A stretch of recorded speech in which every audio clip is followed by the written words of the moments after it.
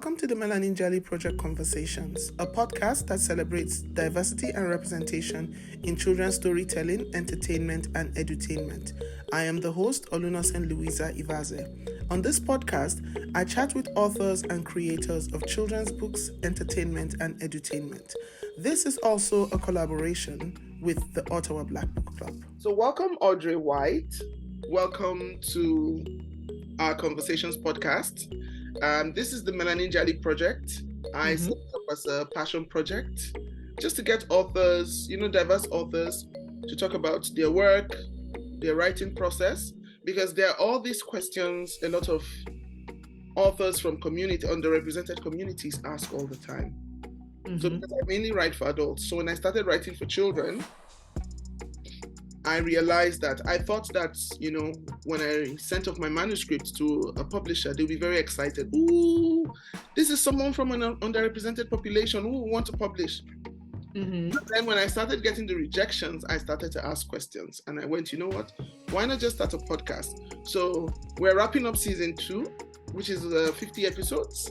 So I'm happy to actually be chatting with you today. Thank you for sending me these books about dental health. I was excited when I read both books, because we don't come across a lot of books about dental health for Black kids. Exactly. The dental health books I've come across have white kids. Yeah, and growing up, I used to say then, and I was never sick, hardly ever ill. The only illness I ever had were dental problems. So I'm still one of those adults who is still scared of the dentist. Well, a lot of people are, and it's because of their early experiences. Yeah, so I shamelessly admit that. So, Audrey, go ahead. Tell me about yourself and what inspired you to put together these 2 books. Well, in a nutshell, I had over a 40-year career in dentistry. So if I don't know it, it probably doesn't exist. But I started out thinking I was going to be a teacher, but then I went to an open house at one of our community colleges, and they had a dental department there, and I started asking questions, and I said, wow, it sounded really interesting, so I went that route. Okay. I have worked in private practice, I have worked in group practices, and I'm really proud of some of the work I did when I was in New Jersey. I'm originally from New Jersey, Plainfield, New Jersey, shout out. And so I started my career there, private practice, and then moved to Virginia in the early 90s. And from there, then I went into teaching, and then I went into administration. So I've done practically everything that there could possibly be done in dentistry. Dental hygienists are practitioners under the dentist in all states. Some states, they have a little more freedom of latitude of practice, and some they don't. So I originally started out with my license in New Jersey. Then I moved to Virginia, I had to get a license in Virginia. And then finally I moved to Georgia and had to get a license in Georgia for reciprocity. But when COVID came along, I said, okay, I think I'm done with dentistry. But it was always really important to me when I was working, no matter what state I was in, no matter what job I was in, it was always very important for me to have that connection to our population. Okay. I never aspired to be one of those people that work in the big practices and make the big money. My goal was always to get and disseminate as much information to us as I could. Okay. Yeah. Okay. Oh, that's beautiful. And I like the breakdown. Let me start with, let's see. I like the breakdown when you started with Peyton's visits to the dentist. So the twins, are the twins your grandkids or your kids? No, they're my grandchildren. Oh, okay. And they're quite a pair. They're 10 years old now. So I think, it was 20. Yeah, it was 3 years ago. But yeah, they're 10 years old. They're very precocious. And, since their birth, it became important to me to make sure that they followed all the rules that they need to follow for dental health. They're my daughter's children. So her and her brother, I have 2 children as well, but they're grown, thank God. I love them dearly. So it was very important to me, their dental health. So it was something that needed to be passed on to them. And so when I was thinking about, what I wanted to write about and address it to whom, I wanted to start with the children first, okay? Because again, the lack of knowledge, parents get so upset if they go to the dentist and they find out their children have cavities or whatever. But did anybody ever bother to explain to you, what plaque will do to teeth, and then when it hardens, what it does to teeth and gums and bleeding and all those things that are interconnected. So it became really, really important. If you were to meet the twins or ask the twins and they tell you anything about dentistry, my granddaughter would say, Nini's a dentist. I'm like, no, baby, I'm a dental hygienist. My grandson would just say, did you brush your teeth? Did you take care of it? Yes, Nini, I took care of it. So it was a surprise to them. They did not know I was going to, use them as the main characters. So they were really excited once they found out. Oh, that's great. My son has 3 children. He has 2 boys and a girl, and they're older. They're all young adults now. But my daughter-in-law, she was always very scrupulous as far as keeping their dental care up as well, and that made me very happy. Oh, that's great, because I want to start with Peyton's first visit to the dentist. Yes. Peyton's first visit to the dentist, yes. I like the way you explained, you went step by step, spoke about the instruments and how nice. I will never forget the first time I went and had my teeth cleaned, right? That's what it's called. The thing you do every 6 months. Yes. So the first person who did it for me, I was in high school, and as far as I'm concerned, he brushed my gums and not my teeth.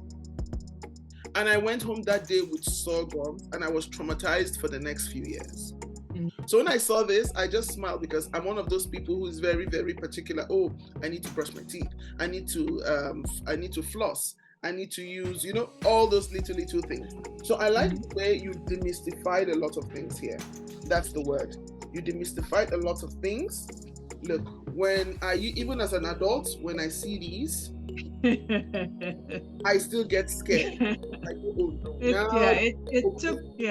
it took my illustrator and I a little while for me to explain to her, what the instruments look like. So it was a lot of sending back and forth of pictures. But that's the one thing people don't understand.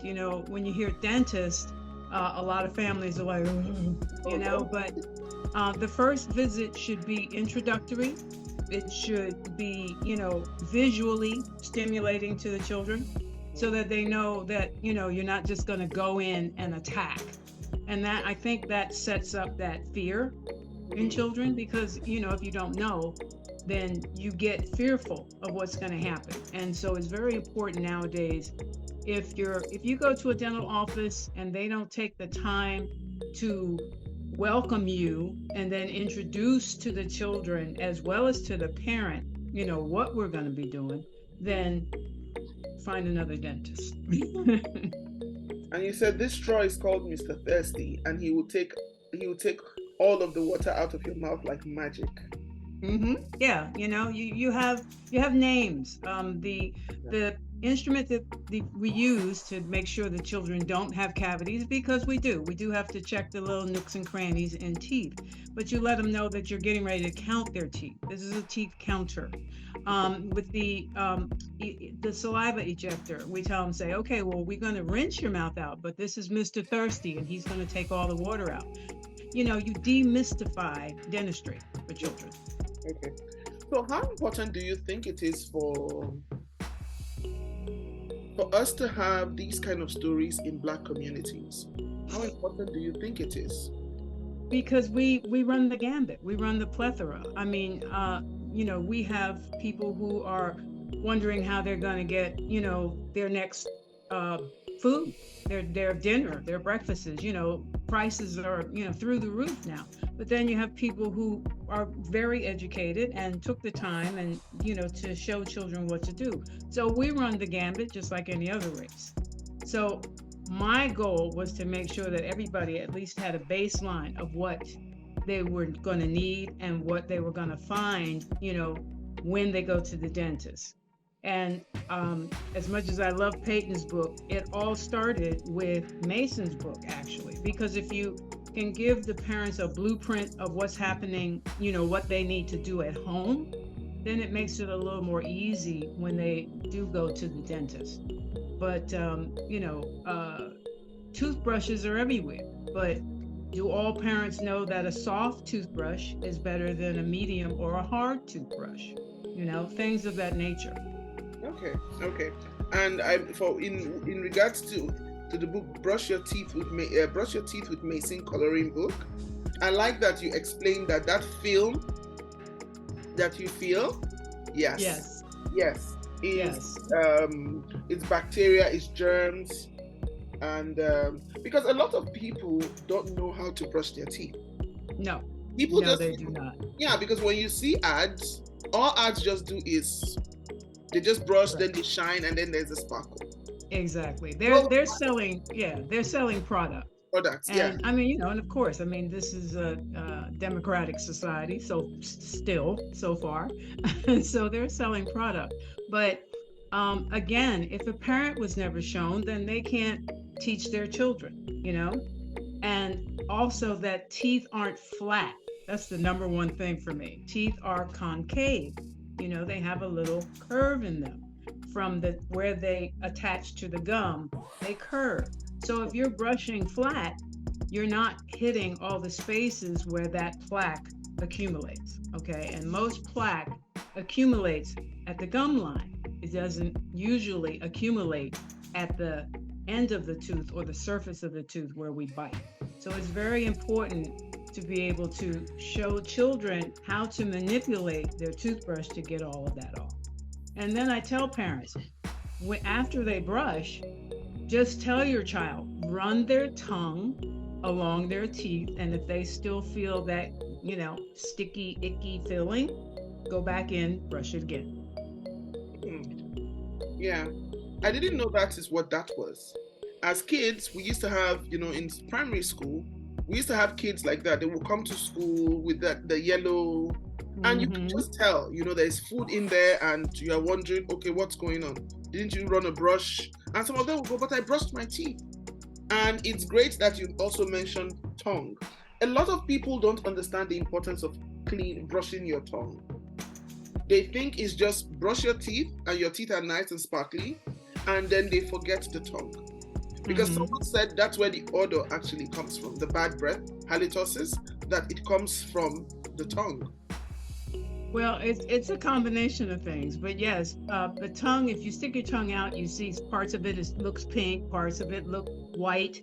But what people, again, don't know is that all of that, it's like little papillas. So they're little fingers, and food gets trapped in those areas.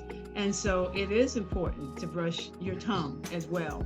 More so for adults nowadays, but if it's something you show children, it's a habit that they get into and that they can sustain for the rest of their life. But yeah, plaque is the deadly thing in the mouth because it carries all the germs. It carries a myriad of germs. And then over a 24-hour period, that plaque mixes with the saliva, and then it crystallizes and starts to harden. And that's when it becomes tartar. And so once it becomes tartar, then you can't brush that off, okay? You can brush off the plaque vigorously, but you can't brush off tartar. And so that's why you need someone like me that will help you get it off. Yeah. What are some of the challenges, apart from the cost of dentistry? Why do you think that sometimes in our communities, we struggle with dental health and dental care? Well, besides the lack of knowledge, it could be if let's say that you're in a specific town, okay? If you're in one of the big cities, then the government is working probably with that health department in that particular state to make sure that they provide areas and clinics and doctors and places for someone to take their children when they are economically challenged, okay? Small towns hopefully do the same thing, but if you've got a group or a section where, we live and there's no clinics or there's no doctors there to address our needs to which we could afford to have them addressed, then that's why a lot of parents don't take their children to the dentist. Dentistry is, it's pretty costly depending on what you need to have done. Unfortunately, a lot of the materials they use, in order to fix our teeth is expensive. So, there's an overhead to that. But again, if there are not places where we can go, or if it's not being taught in the elementary schools, there used to be a time where hygienists went into elementary schools like the nurse, but then that stopped as well. So if we don't have those areas where we can, address our needs, or if it hasn't been something that was, a steady thing in your family, then there's no information to pass down from grandma to mom to the children. So I think that's part of it, the disparity. And then again, fear, like you said, because if a parent had a very, very traumatic childhood with dentistry, then they're going to be more apt to, they're not going to go, and then, i.e., the children aren't going to go. And how do you think this can be improved?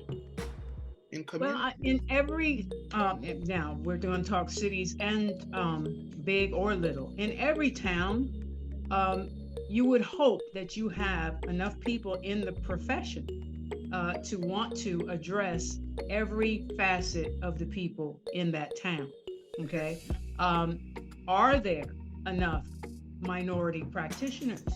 Because again, when you're taking 3, 4, 5-year-olds to the dentist, and you walk in, if their whole entire world has been involved with us, and then you go to a practice and they don't see themselves reflected back at them, they're automatically going to be, put on the defensive.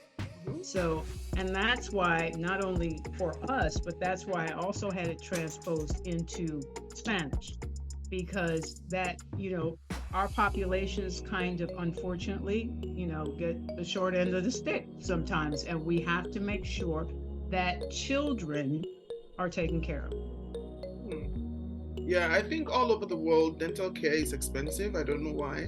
But then I ask myself, how come many of our grandparents back in the day didn't have cavities? Because I can't speak for Nigeria, and you'll be able to tell me, but here in the United States, there are different regions, okay? And the southern southeast region is pretty much where we all started, where we all emanated from. And then we branched out all over the country. But back in the day, they had whatever they could use. If they had toothbrushes, whether hard, soft, or whatever, they had to use them. But there were a lot of other things that, grandmas and grandpas brought to the table. They used to chew on, sugar canes, or chew on, for lack of a better word, bark. Things of that nature were passed through the generations. And then came the advent of toothbrushes, and that they need to be soft instead of hard. The other thing is, you'll hear a lot of us say they started out with baking soda. It wasn't, it wasn't toothpaste. It wasn't powder, and that was passed on. And ironically, that was a good thing, because the salt ratio in baking soda helps with the gum tissue. So I think that was a lot that had to play into why our grandparents, did very well with their dentistry. And then, unfortunately, somewhere along the line, things got a little hazy, and or they fell off the grid. Okay, because if I think of my grandparents, they used chewing sticks. Exactly. Yes, I believe their parents. Exactly. So that would be my great grandparents used chewing sticks, and chewing sticks we get from medicinal trees. Yes, so they already have they come with their, what's the word now? So not just regular trees. So they already, I don't know, do I call it anti-cavities or anti-plaque? Because you know how they say sometimes that healing abounds around us. All the plants are there to heal the body and things like that. Oh, definitely. Yes. Definitely. So yeah. So I know that plants are medicinal. You know, whether yes. it was a stalk, you know, depending on the region, whether it was a stalk of bamboo, whether it was soft wood that could be, you know, whittled down to use in the mouth. Yeah. So it really depends on the region, but yeah, plants are health. Talk us through your writing process. How long did it take you to write each book? How did you find your stuff? It's funny you ask. Besides the children's book, I first started out writing a book of poetry, that's adult. And that was easy because I'd been doing poetry most of my life. But when I really decided that I wanted to do something for children, I first sat down and said to myself, what's important? What is the important component to make sure a parent understands? I mean, you can take any facet of dentistry and write about it. But I said, if you're going to write for children, you got to start at the beginning. Yeah. So then I subsect a lot of things that I want to write about. So I started off with the actual brushing of the teeth.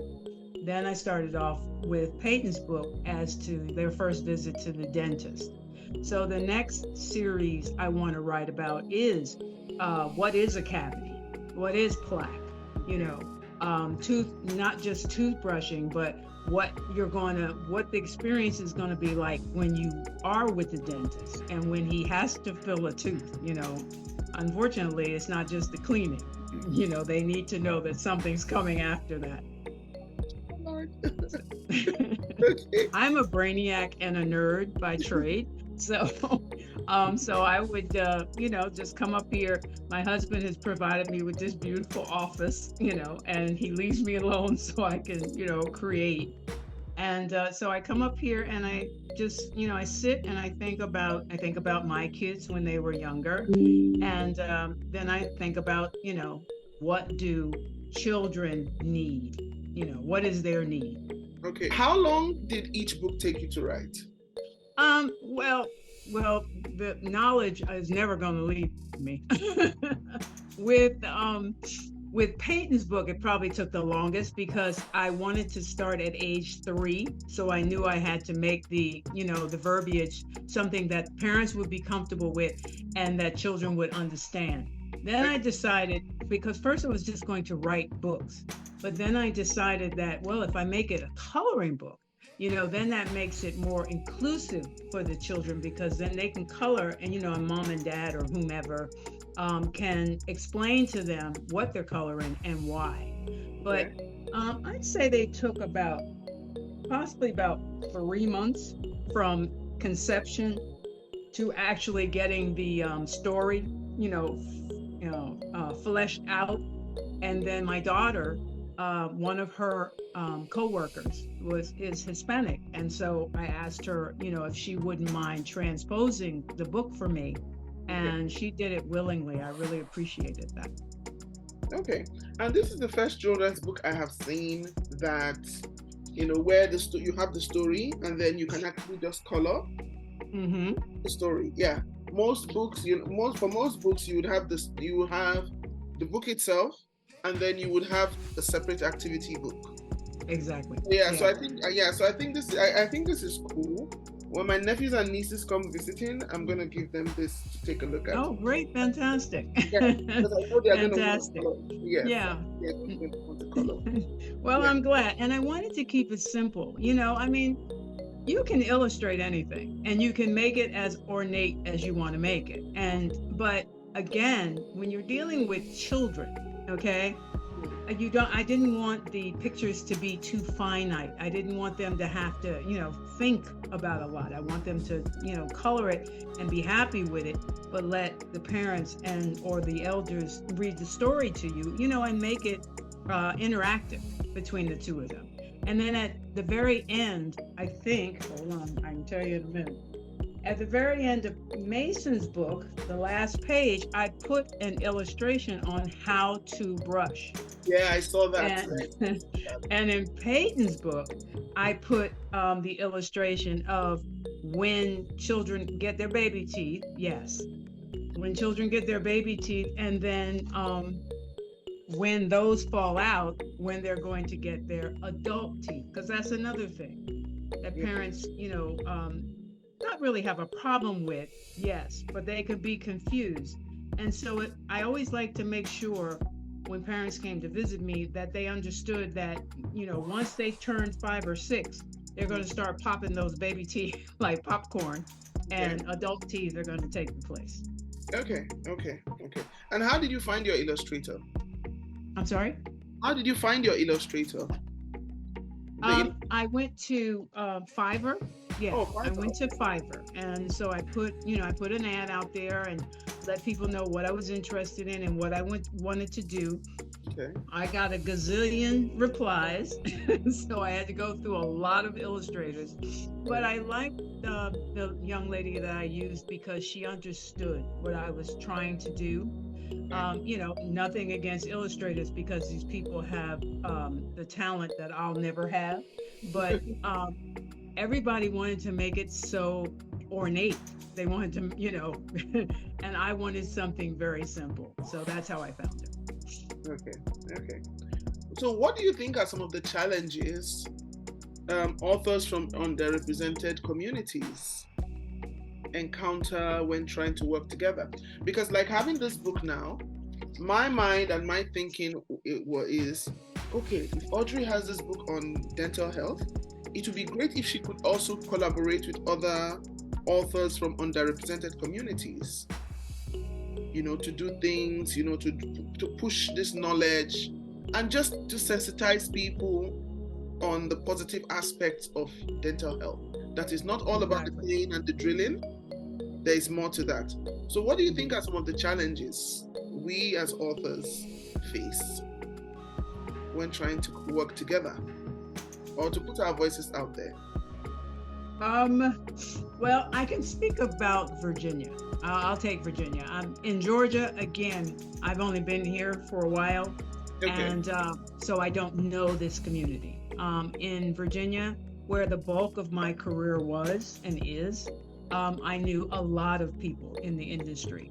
So for someone like me who wanted to get a product out like this, it would have taken a lot of, visits, hand-holding, meetings, and the like. Luckily in Virginia, I worked for the Board of Health, so I had a lot of connections to practitioners all over the state of Virginia. But that's very easy. I mean, any person in the dental field or a dental hygienist or a dental assistant that would want to get out and specialize and work with just populations that really needed the information, I would tell anybody to start right there with the Department of Health, because they could give you a schematic and an overall picture of what's going on in that city or in that town. We find out the disparity in dentistry through zip codes. Okay, in the United States, everybody, wherever you live, you've got a zip code. And studies are taken, and so each town, each area, they have a blueprint. So they know which areas are a little, underprivileged. They know that. So it's just a matter of getting the information and contacting the right people so that you can get out there and get the word out. Okay. And as a dental hygienist, what are some tips you can give parents on dental care? Mm-hmm. Yeah. Excuse me. I have sinuses and they're driving me crazy. Yeah. So hold on one second. Okay. I live in southeast of the United States, which is the most humid area of the country.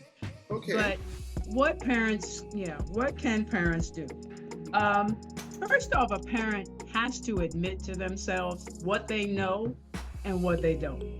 Okay? And they have to be willing to want to know what they don't know. It's as very simple as that. I used to tell parents that all the time. And I used to tell them, there's nothing guilty or there's nothing to make you feel guilty about what you may not have been exposed to, so you wouldn't know how to pass that on. So that's the first thing. Whenever I met parents and children, I would bring them in the room and I would, just like in the coloring book, they would see just that little tray right there. And I would ask the parents, how comfortable are you with this? Have children ever been to the dentist? What do you do at home? And so basically I tell parents, if you can get a child to brush in the morning and in night before they go to bed, then that's half the battle for you. But not only get them to brush, but go in and check behind them and make sure that they brushed. And if they didn't, that's not something that you want to admonish them for. You just simply want to show them how they need to do it so they'll become comfortable with doing it. Flossing is wonderful. Flossing is great. Flossing is necessary. However, I also tell parents that when you get into that zone between 5 years and 10 years old, that flossing is something that a parent should supervise, because a child could get floss in there, and if one of their teeth are loose, the baby teeth, and they knock that tooth out prematurely, then that also may unfortunately cause the adult teeth to shift before they come into the mouth. Yeah. So a lot of times that can complicate when they have to do orthodontics or braces or something like that. So I tell a parent the very first thing you need to know is how to brush and where to brush, where to put the brush. Okay. And for a child, what are tips like brushing your teeth in the morning and brushing at night? What would you advise a child to do? So let's say a 5 or 6 year old was listening to this podcast and was wondering, how do I take care of my teeth? Mm-hmm. As Nana, what would you say to the child? Okay, well, if they don't have Mason's book, I'll talk you through it. First off, you have to get the right size toothbrush. Okay. Right size toothbrush? One brush does not fit all right? Okay. My husband's a big man, so he has a bigger brush. And my granddaughter, Morgan, that's my daughter. My granddaughter, Peyton, she's petite, so she needs a smaller brush. Okay. So every brush does not fit every situation. So number one, you want to make sure they have the proper brush. I tell parents all the time, depending on the child's age, from 3 to 5, you want to make sure that the head of the brush is going to cover just those 4 teeth on the front, and that way it's easier for them to maneuver. And then after they get older, get a bigger brush. But I would tell the child, okay, I want you to go in there and I want you to take your soft brush, I want you to brush your gums, and I want you to brush your teeth. And then open wide and brush your back teeth, the tabletops of your back teeth, the part that you chew with, okay? And not just brush them on the outside, but you have to brush them on the inside. Sometimes you get great brushers on the outside and they have completely neglected the tongue side. Okay. So that's what I would tell them. Okay, so 1, get the right size toothbrush. Yes. Then you brush the brush. That's if you have 40, if it's for young kids, brush the 4. Then for a little older kids, brush the tabletops. That's the first time I'm hearing the tops of molars being referred to as the tabletops. So brush the tabletops. Yeah, you have to use verbiage that children are gonna understand. Okay. So yeah, the little brush with the 4 teeth. I just meant the size of the head to be 4 teeth, but they're going to use that brush to brush their entire mouth. Mm-hmm. I tell them start in the back, and start on the bottom, because that usually seems to be easier for children. So I tell them start on the bottom and brush the outside, brush your gums, brush your teeth, and go all the way around. And then when you get over here, go inside, and brush your gums and brush your teeth and come all the way back. And then I tell them, then open wide and the tabletops. Brush the tabletops. Oh, that's great. That's beautiful. Would you like to read one of your books to us? Sure. Yes, please. Sure. I'll start. Mason's was the first. Okay. He loves that. He's the oldest too. He's the oldest by, I think, 4.5 hours. Oh, wow. Okay. Yeah. That was something I did not know, is that fraternal twins, are born like just having two separate children at one time. Identical twins, you figure they're going to pop out, boom, boom. But fraternal twins do not. And my granddaughter, she's quite a handful. She said she wasn't ready. So she...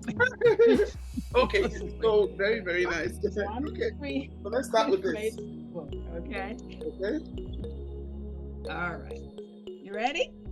Yes, so as you read, I'll hold up the page. All right. Yes, we'll be right. Okay. Mama wakes up Mason for school. Good morning, Mason. Let's get ready for school. Good morning, Mama, Mason says. He runs to the bathroom and runs back to his room to get dressed. Mama asks, did you brush your teeth? Mason shrugs his shoulders and said, I forgot. Mason said, I brushed them yesterday before I went to sleep. You need to brush them every day and every night before bed, Mama said. Mason frowns and asks, why, Mama? Well, Mason, every day we eat and drink food for our bodies. So everything we put in our mouth mixes with the saliva in our mouth. The saliva breaks down the food and drink into a sticky film that sticks to our teeth. That film is what you feel on your teeth when you wake up in the morning. That film is called plaque, and it has bacteria in it. Mason asks, what are bacteria, Mama? Bacteria are bad germs that are found in the plaque that's on our teeth, Mama says. It can cause our gums to bleed, swell, or get puffy. It can attack our teeth and make cavities. It is old food and drink that is left on our mouths, and we must brush it away. It does not look very good, it does not taste very good, and it does not smell very good. We like the feeling of having clean teeth and fresh mouth, right? Says Mama. Yes, Mason shouts. So we must do what we can to keep plaque bugs from hurting our teeth and gums. How do we do that, Mama? Mason asks. We do it by brushing our teeth. We can also use dental floss to get in between our teeth. I will floss your teeth for now because you are young with little hands. But as you grow, I will teach you how to floss. I also need you to check your teeth after you brush. This way I can help make sure that you've got all the plaque off your teeth and gums. First, we must make sure you have a soft brush just your size. See how mine is bigger than yours? That is because I am a grown-up. Children need bristles to fit their mouths. Mason looked at the two bristles and noticed the difference.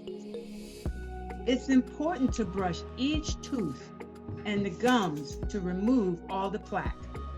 We also want to make sure the brush is touching each tooth side by side. We use a soft brush to make sure we don't hurt the gum tissue when we brush. You must brush the outside of your teeth. You must also brush the inside of your teeth where your tongue is. Lastly, you must brush the front teeth we use to bite our food and the top of your back teeth that chew your food too. That's why we should brush morning and night, because you eat food throughout the day. When you're finished brushing, run your tongue along your teeth. If they feel clean and smooth, then you know you got all the plaque bugs off your teeth. If it still feels rough to your tongue, there may be some plaque, Just go back over those areas until they feel clean. That's why I will always check for you to help you keep your mouth clean. Mason smiles at his mama. Mama says, let's start. You put some paste on your brush and brush just like I told you. I will watch and see if you need any help. When you finish, we will check together to see how you did. Mason says, I'm a big boy. I know I can do this. Mason takes his time and brushes every tooth. He brushes the inside and the outside of his teeth. He brushes the edges of his front teeth that bite his food. He brushes the top of his back teeth that chew his food. He brushes his teeth at the gum line from the top to the bottom of his teeth, and he also brushes side to side. Once he finishes, Mama says, okay, now run your tongue along your teeth. How do they feel? Mason smiles and he says, they feel smooth. Mama looks at Mason's teeth and she said, I can see the difference. You did a great job, Mason. I'm so proud of you. Now, let us finish getting ready for school, Mama says with a smile.